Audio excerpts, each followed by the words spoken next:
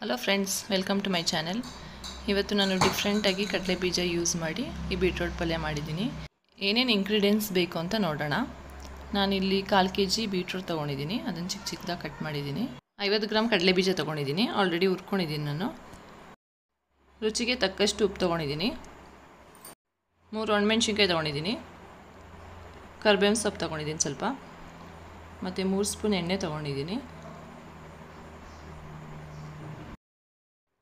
ಸ್ವಲ್ಪ ತುರಿದಿರೋ ಶುಂಠಿ ತೊಗೊಂಡಿದ್ದೀನಿ. ಹಾಗೆ ತುರ್ಕೊಂಡಿರೋ ಕೊಬ್ಬರಿನೂ ಕೂಡ ತೊಗೊಂಡಿದ್ದೀನಿ. ಒಂದು ಹಸಿಮೆಣಸಿನ್ಕಾಯಿ ತೊಗೊಂಡಿದ್ದೀನಿ. ಜೀರಿಗೆ ಮತ್ತು ಸಾಸಿವೆ ತೊಗೊಂಡಿದ್ದೀನಿ.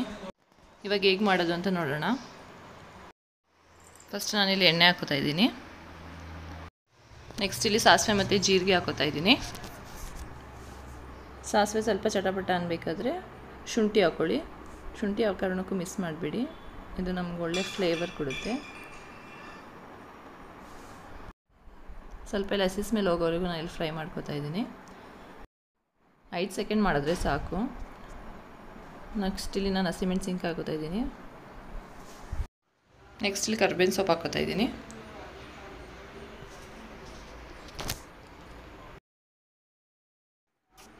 ಕಟ್ ಮಾಡಿ ಇಟ್ಕೊಂಡಿರೋ ಬೀಟ್ರೂಟ್ ಹಾಕ್ತಾ ಇದ್ದೀನಿ. ಅದು ಹಾಕಿದ್ಮೇಲೆ ಎಲ್ಲನೂ ಚೆನ್ನಾಗಿ ಮಿಕ್ಸ್ ಮಾಡ್ಕೋಬೇಕು. ನೋಡಿ ಈ ಥರ. ರುಚಿಗೆ ತಕ್ಕಷ್ಟು ಉಪ್ಪು ಹಾಕಿದ್ದೀನಿ. ಉಪ್ಪು ಹಾಕಿದ್ಮೇಲೆ ಎಲ್ಲನೂ ಒಂದ್ಸಲಿ ಮಿಕ್ಸ್ ಮಾಡ್ಕೋಬೇಕು. ಇದಕ್ಕೆ ನೀರೇನು ಹಾಕಬೇಕು ಅನ್ನೋ ಅವಶ್ಯಕತೆ ಇಲ್ಲ. ಇವಾಗ ನಾನೊಂದು 5 ನಿಮಿಷ ಇದನ್ನ ಫುಲ್ ಕ್ಲೋಸ್ ಮಾಡಿ ಸಿಮ್ಮಲ್ಲಿ ಇಡ್ತೀನಿ.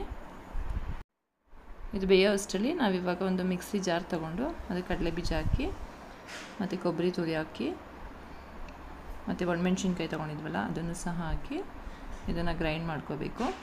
ಇದನ್ನು ಫುಲ್ಲು ನೈಸಾಗಿ ಗ್ರೈಂಡ್ ಮಾಡ್ಕೊಳ್ಳೋ ಅವಶ್ಯಕತೆ ಇಲ್ಲ, ತರಿಯಾಗಿ ಮಾಡಿಕೊಂಡ್ರೆ ಸಾಕು.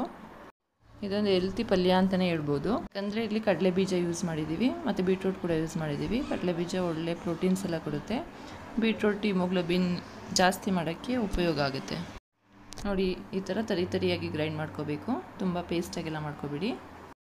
ಒಂದು 5 ನಿಮಿಷ ಆದಮೇಲೆ ಬೀಟ್ರೂಟ್ ಬೆಂದಿದೆ. ಕಡಲೆ ಬೀಜ ರುಬ್ಕೊಂಡಿದ್ವಲ್ಲ ಅದನ್ನ ಇವಾಗ ಬೀಟ್ರೂಟ್ ಒಳಗಡೆ ಸೇರಿಸ್ತಾ ಇದ್ದೀನಿ. ಇದೆಲ್ಲ ಚೆನ್ನಾಗಿ ಮಿಕ್ಸ್ ಮಾಡ್ಕೋಬೇಕು. ನೋಡಿ ಹೀಗೆಲ್ಲ ಮಿಕ್ಸ್ ಮಾಡಬೇಕು ಫುಲ್ಲು. ಸಾಂಬಾರು ಸೊಪ್ಪು ಕೂಡ ಮಿಕ್ಸ್ ಮಾಡ್ಕೋಬೇಕು. ಸಾಂಬಾರು ಸೊಪ್ಪೆಲ್ಲ ಹಾಕಿರೋದಕ್ಕೆ ಒಳ್ಳೆ ಸ್ಮೆಲ್ ಬರ್ತಾಯಿದೆ. ಇದೆಲ್ಲ ಮಿಕ್ಸ್ ಆದಮೇಲೆ 1 ನಿಮಿಷ ಕ್ಲೋಸ್ ಮಾಡಿ ಸಿಮ್ಮಲ್ಲಿಡಿ. 5 ನಿಮಿಷ ಆಯಿತು. ಲಿಡ್ ಓಪನ್ ಮಾಡ್ತಾಯಿದ್ದೀನಿ. ಇವಾಗ ನಮ್ಮ ಬೀಟ್ರೂಟ್ ಪಲ್ಯ ರೆಡಿಯಾಗಿದೆ.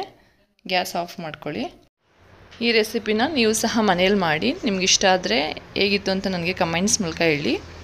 ಪ್ಲೀಸ್ ಇದುವರೆಗೂ ಯಾರು ನನ್ನ ಚಾನೆಲ್ನ ಸಬ್ಸ್ಕ್ರೈಬ್ ಮಾಡಿಲ್ಲ, ಪ್ಲೀಸ್ ಸಬ್ಸ್ಕ್ರೈಬ್ ಮಾಡಿ, ಶೇರ್ ಮಾಡಿ, ಲೈಕ್ ಮಾಡಿ. Thank you. Bye bye.